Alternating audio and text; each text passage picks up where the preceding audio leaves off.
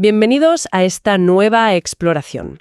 Hoy nos adentramos en una frase que resuena constantemente cuando hablamos de la China moderna.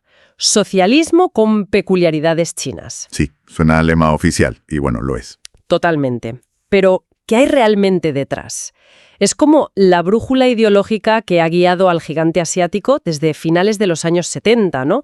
Marcando un antes y un después clarísimo respecto a la era de Mao Zedong. Exacto. El arquitecto principal de esta idea fue Deng Xiaoping, y para entenderla bien nos estamos basando en un análisis muy detallado de Julio Ríos. Un material muy interesante, sí. Pues nuestra misión hoy es desentrañar juntos el origen, los pilares, cómo ha ido evolucionando esta idea a lo largo de las décadas y, claro, las tensiones y contradicciones que las tiene. Desde luego. Es un concepto denso, pero clave para entender la China actual. Así que vamos a analizarlo paso a paso. Empecemos por el principio. ¿Te parece? Los orígenes. Perfecto. Y ese origen, bueno, tiene una fecha clave. Diciembre de 1978. Ajá. Fue durante la tercera sesión plenaria del 11 Comité Central del Partido Comunista de China, el PCC. Ese es el momento, digamos, el pistoletazo de salida oficial a este nuevo rumbo. El punto de inflexión. Eso es, con un foco muy claro en el cambio económico, bajo la nueva política de reforma y apertura. Se trataba de sacar a China del estancamiento y también del aislamiento de la última etapa de Mao. Entonces, si Deng Xiaoping es la figura clave aquí, ¿cuál era su objetivo fundamental al lanzar esta idea? ¿Qué buscaba conseguir con este socialismo tan particular, tan chino? Pues mira, la meta principal era muy pragmática y a la vez ambiciosa: desarrollar las fuerzas productivas.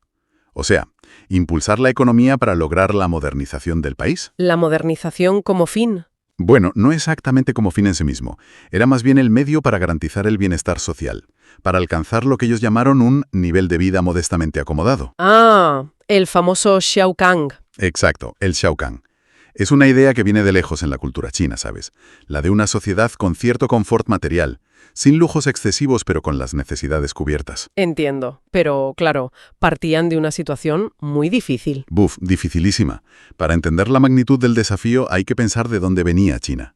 En 1949, cuando triunfa la revolución, era un país inmenso, 500 millones de habitantes. Una barbaridad para la época. Sí, pero sumido en la pobreza, una mayoría analfabeta, una economía destrozada. El PIB per cápita era similar al de finales del siglo XIX. La tarea era monumental, de verdad. Una base de partida realmente complicada, sí. Mencionas el pragmatismo, pero ¿cómo se articula eso con la ideología socialista? Porque suena un poco a contradicción. Ahí está el meollo de la peculiaridad. Deng formuló dos ideas esenciales que intentaban, cuadrar ese círculo. A ver. Primero, insistió mucho en que China no estaba abandonando el socialismo para construir el capitalismo. No. Lo que estaba haciendo era transitar por lo que llamó la primera etapa del socialismo. La primera etapa. Sí, una fase muy larga que podría durar décadas o incluso un siglo, ¿eh? Una etapa necesaria para desarrollar las bases materiales antes de poder aspirar a un socialismo más avanzado, digamos. Vale, esa es una idea. ¿Y la segunda? La segunda, y esto es crucial para entenderlo con peculiaridades chinas, es que afirmó que la construcción del socialismo debía partir siempre de la realidad concreta de China. Ajá. Había que evitar caer en dogmatismos ideológicos o en la simple imitación de modelos extranjeros, como el soviético, que estaba claro que no había funcionado del todo bien allí, y sobre todo no se ajustaba a las condiciones específicas de China. O sea que suena un poco a una justificación teórica para hacer en la práctica lo que hiciera falta para crecer económicamente, ¿no? Sí, se puede interpretar así. El método era, sin duda, el pragmatismo elevado a la máxima potencia. La reforma debía ser un proceso permanente, de adaptación constante a los problemas que fueran surgiendo. ¿Como ir viendo sobre la marcha? Exacto. De ahí esa famosa metáfora que se le atribuye a Deng: cruzar el río sintiendo cada piedra bajo los pies. Me suena, sí. Es decir, avanzar con cautela, experimentando, probando soluciones y corrigiendo, sin un plan maestro súper detallado e inamovible. Y se recuperó también un lema importante: buscar la verdad en los hechos. Que ese también venía de Mao, ¿verdad? Curiosamente sí, también tiene raíces en Mao. La idea era huir de los dogmas, de las teorías abstractas y basar las decisiones en el análisis de la realidad, de lo que funcionaba y lo que no. Fascinante, esa mezcla de continuidad y ruptura ya desde el principio. Ahora, si lo llevamos a la práctica, ¿Cómo se materializó este enfoque tan pragmático en las distintas esferas? Empecemos por la economía, que parece que fue el motor inicial. Sí, en lo económico, la fórmula que adoptaron fue la de una economía de mercado socialista. Que suena contradictorio, la verdad. Ya, a oídos occidentales choca, ¿no? Pero en la práctica significaba permitir y fomentar el desarrollo conjunto de diversas formas de propiedad. La estatal, por supuesto, pero también la colectiva, la privada e incluso la inversión extranjera. Una apertura importante. Muy importante. Sin embargo, y esto es un matiz clave en la teoría oficial, se establecía que la propiedad pública, principalmente la estatal y la colectiva, debía seguir siendo el pilar principal de la economía. No se abandonaba del todo. Vale. Se introdujeron mecanismos de mercado, claro, para asignar recursos, estimular la eficiencia. Algo impensable en la época de Mao. Pero, y aquí viene otra clave, esto no supuso el abandono total de la planificación central. Ah, seguían con los planes quinquenales. Sí, los famosos planes quinquenales continuaron existiendo, aunque su naturaleza y alcance cambiaron mucho. Ya no eran esos planes hipercentralizados que dictaban cada detalle de la producción, ¿sabes? Más orientativos, quizás. Eso es, más enfocados en establecer objetivos estratégicos, en guiar el desarrollo macroeconómico. Se intentó romper así esa dicotomía clásica que oponía radicalmente la economía planificada a la economía de mercado. Buscaban una simbiosis. Una simbiosis que, bueno, vista desde fuera parece que se ha inclinado bastante hacia el mercado en muchos aspectos. Y en la política, si la economía se abría tanto, ¿hubo una apertura paralela en lo político? Aquí la línea fue mucho más clara y restrictiva. La directriz fundamental era mejorar el sistema político existente, hacerlo más eficiente, más funcional. Pero sin cambiarlo en esencia. Exacto. Sin alterar su naturaleza esencial. Y esto significaba, y sigue significando hoy, que el monopolio del poder por parte del Partido Comunista Chino es absolutamente irrenunciable. Nada de multipartidismo. Nada. No hay espacio para la alternancia política ni para un sistema multipartidista al estilo occidental. Eso está fuera de toda discusión para ellos. Entiendo. Sí que se hicieron esfuerzos, o se dice que se hicieron, por fortalecer el concepto de Estado de Derecho, aunque claro, con características chinas. No es el concepto occidental de separación de poderes. Ya. Y por mejorar ciertos derechos cívicos, la predictibilidad legal, sobre todo para dar seguridad a la actividad económica, que era la prioridad. Pero siempre se rechazó de plano cualquier deriva hacia la liberalización política occidental. ¿Y cómo gestionan la participación, entonces? Pues utilizan órganos como la Conferencia Consultiva Política del Pueblo Chino. Ahí dan cabida a otros partidos minoritarios que están subordinados al PSC y a personalidades independientes. Una especie de fachada de consulta. Bueno, crea una imagen de consulta y participación, sí, pero el poder real reside indiscutiblemente en el Partido Comunista. Él se ve como el único garante capaz de mantener el rumbo socialista y, muy importante, la unidad nacional. O sea, apertura económica sí, pero controlada, y cierre político férreo. ¿Había mecanismos para asegurar que esa línea roja política no se cruzara? Algo así como salvaguardas ideológicas. Sí, clarísimamente. Se establecieron explícitamente los llamados 4 principios fundamentales. Los 4 principios. Eso es. Actúan como diques de contención ideológica. Son: primero, perseverar en la vía socialista. Segundo, mantener la dictadura del proletariado. ¿Que ese término suena fuerte hoy en día? Sí, suene fuerte. Hoy se usa menos, pero la idea de fondo es la supremacía del partido representando a las clases trabajadoras y el control del Estado sobre elementos considerados hostiles. Tercero, asegurar la dirección del Partido Comunista. Esto es clave. Y cuarto, guiarse por el marxismo-leninismo y el pensamiento de Mao Zedong. Aunque revisado y adaptado, claro. Revisado, adaptado o reinterpretado, sí. Cualquier reforma o experimento tenía que respetar sí o sí estos principios innegociables. Entendido. ¿Y cómo se reflejaba esta nueva etapa en la sociedad y en la cultura? Porque imagino que un cambio económico tan brutal tendría repercusiones sociales enormes. Efectivamente. Socialmente, el objetivo declarado era buscar la armonía social. Es un concepto muy confuciano, ¿sabes? Que luego fue especialmente enfatizado por Hu Jintao. Armonía social. Y prosperidad común, ¿no? ¿También se hablaba de eso? Sí, se empezó a hablar de la necesidad de una prosperidad común, aunque la interpretación de este lema ha variado con el tiempo. En los primeros años de la Reforma, y sobre todo en la época de Jiang Zemin, el sucesor de Deng, La prioridad casi exclusiva fue la eficiencia económica, alcanzar tasas de crecimiento altísimas. Se toleró, incluso se justificó, aquello de que algunos se enriquecieran primero para tirar del resto. La famosa frase. La famosa frase. Sin embargo, claro, las crecientes desigualdades y las tensiones sociales que esto generó llevaron después a un intento de reequilibrar el discurso. Se empezó a poner más énfasis en la equidad, en la cohesión social. ¿Por convencimiento ideológico o por pragmatismo? Probablemente una mezcla. Quizá no tanto por un compromiso ideológico profundo con la igualdad, sino por entender que una mínima equidad, o al menos la percepción de justicia, es fundamental para mantener la estabilidad social. La estabilidad. La gran obsesión. Exacto. Es la premisa básica para que todo el proyecto de reforma no descarrile. La estabilidad es una obsesión constante para el liderazgo chino, desde siempre. ¿Y en lo cultural? ¿Qué pasó ahí?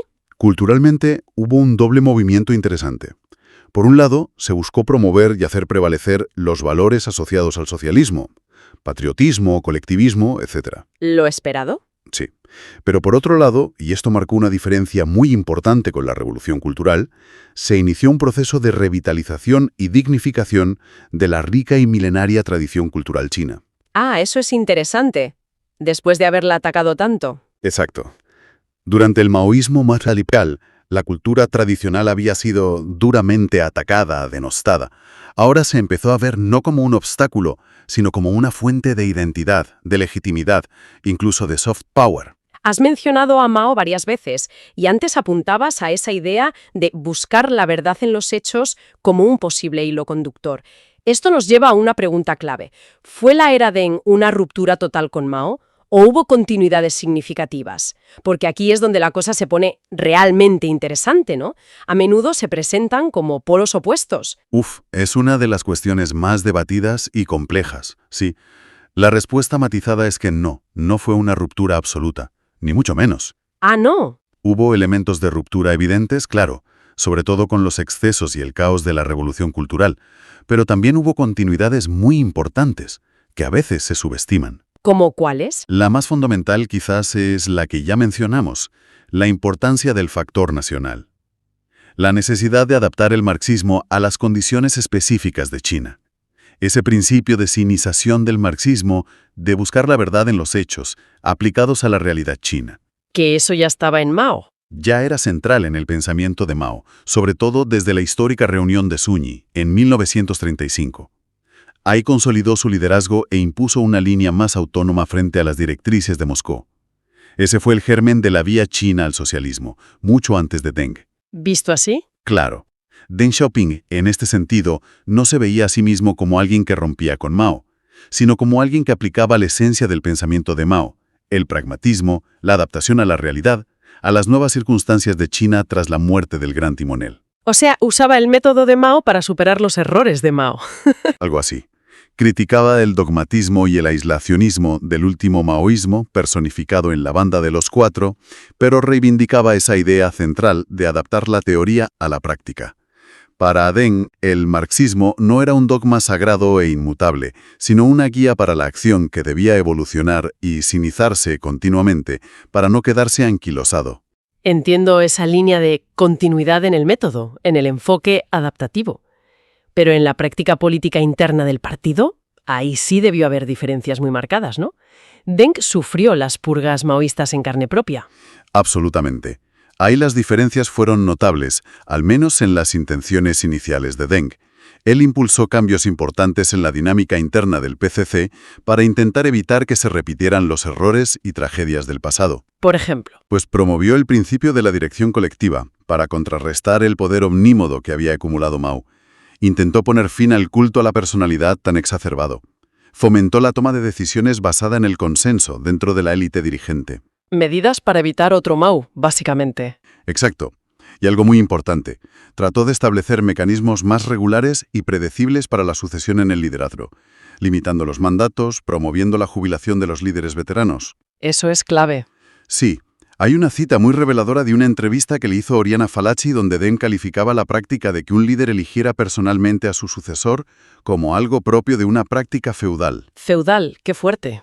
Demuestra una voluntad, al menos inicial, de institucionalizar el poder, de reducir la arbitrariedad que tanto daño había hecho. Sociedades chinas se concibe como algo vivo, en evolución.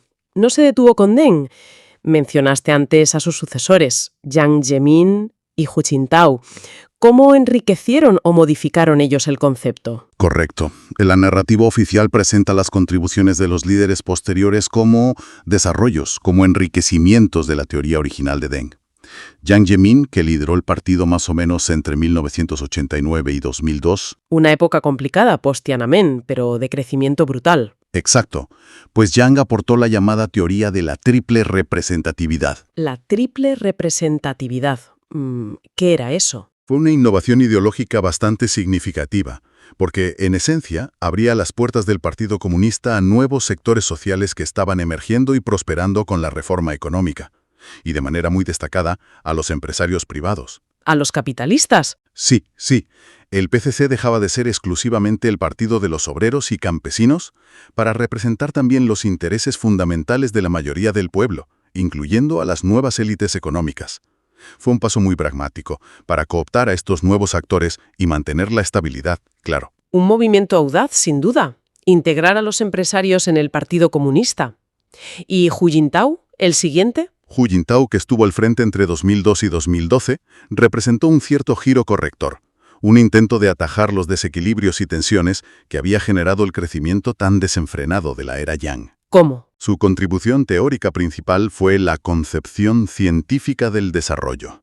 El énfasis se puso más en la necesidad de un progreso integral, coordinado y sostenible. ¿Más equilibrado? Eso es. Se empezó a hablar mucho más de proteger el medio ambiente, de reducir las desigualdades regionales entre el campo y la ciudad y de promover la ya mencionada armonía social.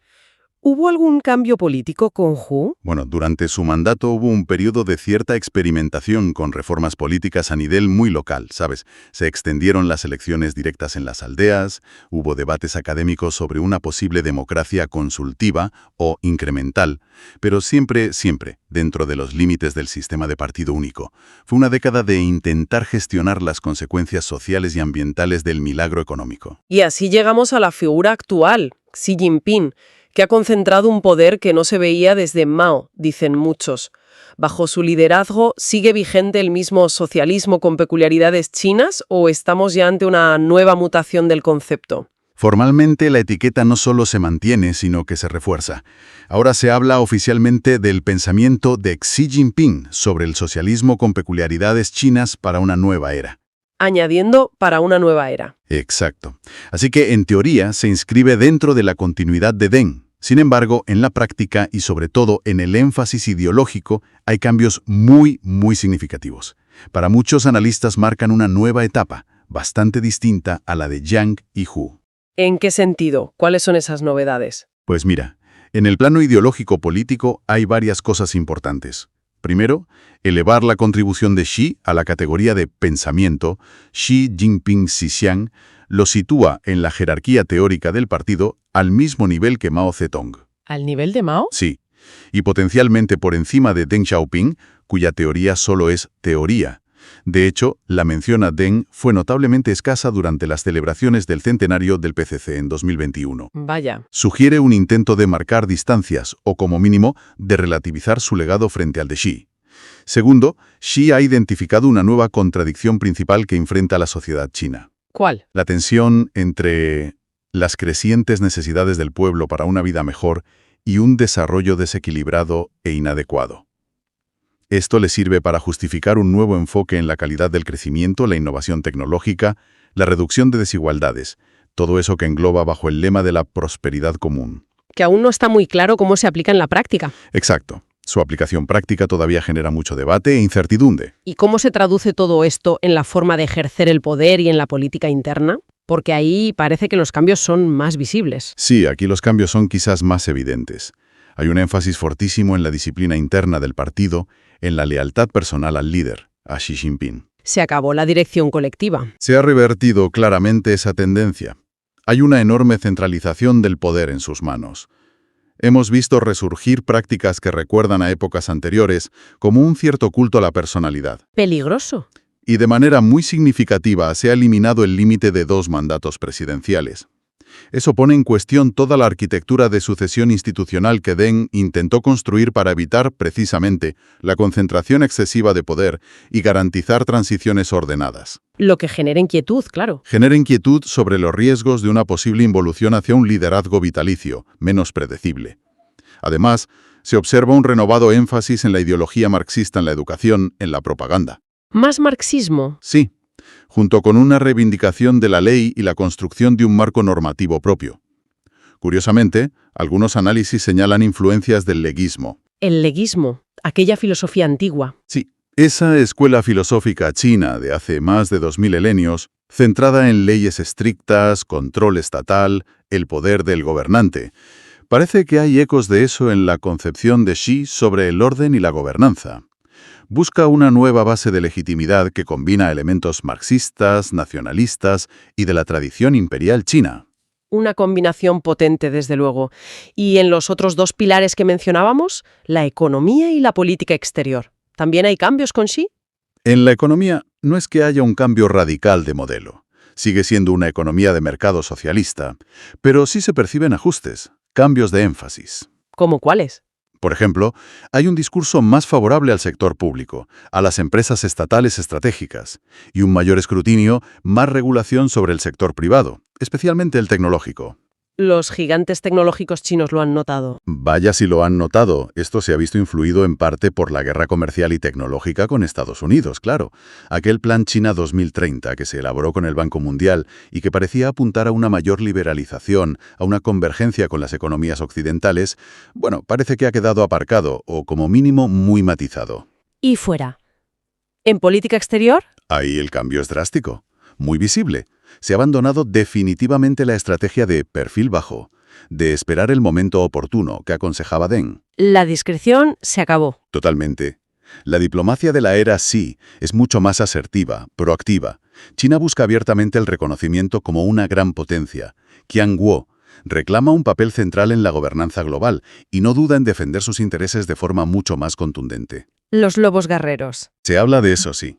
Este giro hacia una mayor asertividad en realidad ya empezó a gestarse un poco antes de Xi, coincidiendo con los Juegos Olímpicos de Pekín 2008, quizás. Pero vamos, se ha acelerado e intensificado enormemente bajo su liderazgo. Todo este recorrido nos muestra un sistema complejo, lleno de matices y, como decíamos al principio, también de contradicciones. Una de las más evidentes, que siempre se señala desde fuera, es la enorme desigualdad económica. ¿Cómo se come eso con un sistema que se llama socialista y que ahora vuelve a hablar de prosperidad común? Es sin duda una de las tensiones más flagrantes y un punto débil en la narrativa oficial, claro. Las cifras son difíciles de ignorar. El coeficiente de Gini, que mide la desigualdad, El Gini, sí. se sitúa en China en torno a 0,47, según diversas estimaciones. Eso es bastante más alto que la media de la OCDE, que está sobre 0,3. Se acerca a niveles de países con brechas sociales muy grandes. Hay datos muy llamativos. Sí, como el que mencionó públicamente el entonces primer ministro Li Keqiang en 2020. Reconoció que unos 600 millones de personas, casi el 40% de la población, sobrevivían con ingresos mensuales de apenas 1.000 yuanes. Unos 130 a 140 euros de entonces. Muy poco. Poquísimo. Y esto contrastaba mucho con el anuncio oficial poco después de la erradicación completa de la pobreza extrema según los umbrales chinos, claro. Choca, sí. Choca frontalmente con el ideal socialista de igualdad y con el propio discurso de la prosperidad común. Refleja esa tensión inherente no resuelta entre adoptar mecanismos de mercado muy potentes para generar riqueza, por un lado, Que lo han hecho muy bien. indudablemente, y por otro, mantener el control político y la adhesión formal a una ideología socialista. Es aquí donde surgen las críticas más profundas, tanto desde fuera como de forma más velada desde dentro. La pregunta del millón. Es una etiqueta y nada más. Claro, la pregunta ¿es el socialismo con peculiaridades chinas algo más que una etiqueta conveniente? ¿Una coartada ideológica para justificar el monopolio de poder del Partido Comunista y legitimar un sistema que en la práctica se parece mucho a un capitalismo de Estado muy particular? Es la gran duda. Lo verdaderamente fascinante, yo creo, es observar la capacidad del sistema para mantener esa narrativa socialista oficial a pesar de las evidentes contradicciones con la realidad económica y social. Dejar la contradicción parece clave. Y volviendo a la frase completa, socialismo con peculiaridades chinas, ¿hasta qué punto esa segunda parte, las peculiaridades chinas, es en el fondo una poderosa afirmación nacionalista, una reivindicación de un camino propio, al margen de Occidente? El componente nacionalista es absolutamente fundamental, y yo diría que cada vez más prominente. Está en el corazón mismo del concepto. Se nota mucho. Sí. Hay un rechazo explícito y constante a lo que Pekín percibe como los valores universales, entendidos como ese paquete indivisible de democracia liberal, derechos humanos al estilo occidental, economía de libre mercado. El modelo occidental. Exacto. Frente a eso, se insiste machaconamente en que China debe seguir, y está siguiendo, un camino propio. Un modelo de desarrollo y modernización genuinamente chino, basado en su propia historia milenaria, su cultura, sus condiciones nacionales y, por supuesto siempre, la dirección del Partido Comunista. Que, como decías, no es una idea nueva, viene de lejos. Conecta directamente con la trayectoria histórica del PCC desde sus orígenes, con esa lucha por adaptar el marxismo, por diferenciarse del modelo soviético ya en los años 30, 40, 50. Lo que pasa en la era Xi es que esta afirmación se hace con mucha más fuerza, con mucha más confianza. ¿Se sienten fuertes? China, impulsada por décadas de crecimiento económico espectacular, se siente lo suficientemente fuerte como para proclamar ante el mundo que su modelo, aunque no sea occidental, no solo es viable, sino que es exitoso. E incluso, ojo, que puede ser una alternativa para otros países. La solución china. Eso es. Y parece haber un consenso social interno bastante amplio, alimentado por el orgullo nacional y la propaganda, en torno a la idea de no imitar los modelos políticos occidentales. Hay un rechazo a esa idea. ¿Y cómo interpretan las críticas de fuera? Pues, desde esta perspectiva, las críticas occidentales al sistema político chino, a los derechos humanos, a sus prácticas económicas, a menudo se interpretan no como preocupaciones legítimas, sino como una resistencia de las potencias establecidas a aceptar el ascenso de China. ¿O como un intento de frenarlos? O como un intento de imponerle modelos ajenos que, en última instancia, buscan frenar su desarrollo o mantenerla en una posición subordinada. Hay una percepción muy extendida en China de que se le exigen responsabilidades globales como gran potencia, pero al mismo tiempo no se le permite actuar como tal. Que si son asertivos se les critica. Exacto. Que si son asertivos en la defensa de sus intereses, se les acusa inmediatamente de ser una amenaza o de perturbar el orden internacional. Así que el nacionalismo es un pilar ideológico y emocional potentísimo, clave para entenderlo todo. Ha sido un recorrido realmente denso y yo creo muy esclarecedor. Si intentamos recapitular, hemos viajado desde esa visión pragmática de Deng Xiaoping, centrada en modernizar China adaptando al socialismo a su realidad concreta, abriéndose al mundo. ¿Cruzando el río piedra a piedra? Exacto. Hemos visto cómo sus sucesores, Jiang Zemin y Hu Jintao, añadieron sus propios matices. La triple representatividad para incluir a los empresarios, la concepción científica del desarrollo para buscar un crecimiento más equilibrado. Intentando gestionar el éxito y sus consecuencias. Y hemos llegado a la nueva era de Xi Jinping, que reafirma el modelo, pero con una mayor centralización del poder. Un renacido énfasis ideológico, marxista y legista, y una proyección exterior mucho más ambiciosa y asertiva. Sí. Lo que parece una constante es esa mezcla de adaptación pragmática, control férreo del Partido Comunista y una potentísima afirmación nacionalista basada en la idea de un camino propio. Es, sin duda, una ideología viva que sigue evolucionando ante nuestros ojos. Totalmente. Y comprender esta ideología, este socialismo con peculiaridades chinas, ¿por qué resulta tan relevante para cualquiera que quiera entender el mundo actual? Pues yo diría que porque es en gran medida el software que corre en el hardware de la segunda potencia mundial, nos ayuda a descifrar la lógica interna detrás de su peculiar modelo económico mixto. Que es único. Sí, la sorprendente resiliencia de su sistema político, que ha desafiado tantas predicciones occidentales sobre su inevitable colapso. Llevan décadas prediciéndolo. Exacto. Su postura cada vez más influyente y a menudo desafiante en el escenario global. Y, en definitiva, cómo China se ve a sí misma y cómo interactúa con el resto del planeta. Es el marco conceptual que el liderazgo chino utiliza para justificar sus acciones, tanto dentro como fuera de sus fronteras. Es fundamental entenderlo. Sin duda. Y quizás, para cerrar, Podríamos dejar una reflexión final, ¿no? Una pregunta abierta que surge de todo este análisis. Adelante. Hemos visto que la historia de esta idea es una historia de adaptación continua. Mao adaptó el marxismo-leninismo a China. Deng adaptó a Mao y al marxismo a la Reforma. Xi ahora adapta a Deng mientras revitaliza el marxismo y bebe de tradiciones como el leísmo, siempre adaptándose. Si la esencia misma de las peculiaridades chinas reside en esa capacidad de adaptar la ideología a las condiciones concretas del momento, y esas condiciones están cambiando a una velocidad vertiginosa, piensa en la tecnología, la demografía, el clima, las tensiones globales. El mundo cambia muy rápido. Muy rápido. Entonces, ¿cuál podría ser la próxima gran adaptación de este concepto? ¿Qué factores internos o externos podrían forzar una nueva evolución, quizás inesperada, de este socialismo con peculiaridades chinas? ¿Podríamos ver un acercamiento o un alejamiento aún mayor respecto a elementos de eras pasadas? Es una incógnita fundamental sobre el futuro de lo que Pekín gusta en llamar la solución china. Una pregunta fascinante para seguir pensando.